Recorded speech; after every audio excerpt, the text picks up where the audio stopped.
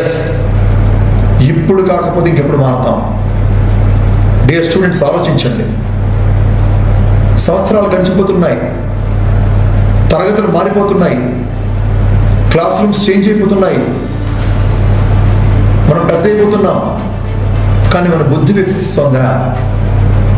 మనసులో ఆలోచనలు సక్రమంగా ఉన్నాయా? మనందరం ఆనందయుక్తంగా ఉన్నామా?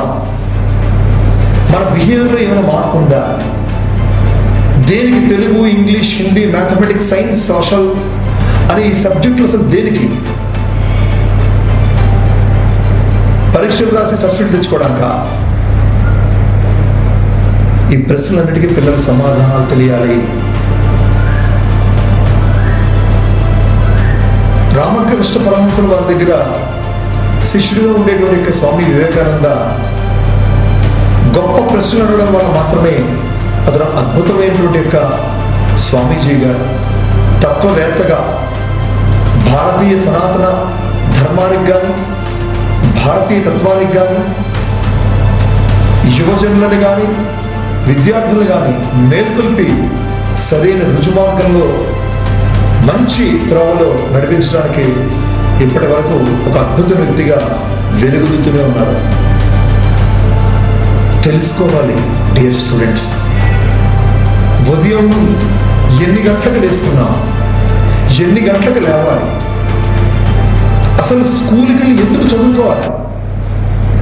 My fundamental question to all the students, ఎంతకు లేవాలి, ఏ విధంగా ఆహారం భుజించాలి, అసలు ప్రపంచంలోకి మనం ఎందుకు పుట్టాం? Why we are born? ఈ ప్రశ్న సమాధానం చెప్పగలరా? Anybody in this? నో.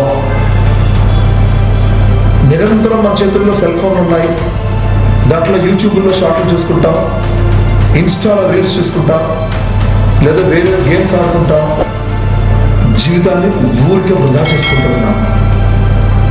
ఈ మాటలు మీరు చాలామంది చెప్పవచ్చు, కానీ లాసా ఫౌండేషన్ తరఫున మాకు చిన్న ప్రయత్నం. ఎందుకంటే ఈరోజు మనం మాట్లాడుకోబోతున్నటువంటి topic beautiful life. Beautiful life, అందమైన జీవితం.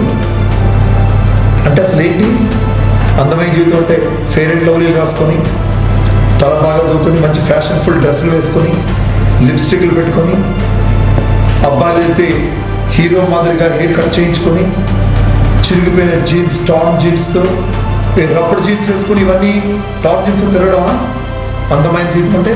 నో. చాలా జాగ్రత్తగా వినండి.